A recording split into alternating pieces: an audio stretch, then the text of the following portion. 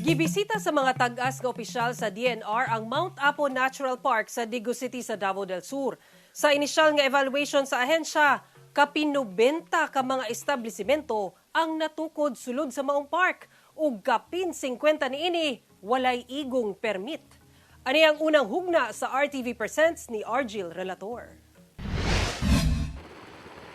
Mismong si DNR Secretary Maria Antonia Yulo Loizaga ang personal nga mibisita sa Barangay Kapatagan, Digo City ug Barangay Managa, Bansalan, Davao del Sur aron sutaon ang kahimtang sa Mount Apo Natural Park. Kini tungod sa report nga dunay mga istruktura nga nakatukod sa protected area. Well, as we have observed, there are areas that have already some settlements, and some developments are present. Sa inisyal nga datos sa DNR, dunay 96 ka establishmento nga nailang nahisakop sa multiple use zone. Tulo lang niini ang fully compliant o nakakompleto sa gikinahanglang clearance gikan sa Protected Area Management Board kun PAMBI, Environmental Compliance Certificate kun ECC, ug Special Use Agreement in Protected Areas kun SAPA.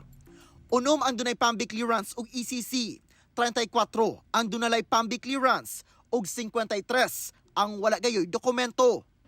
Duha ka resorts nga nasayrang dunay PAMBI clearance ug ECC ang gibisita ni Secretary Loizaga.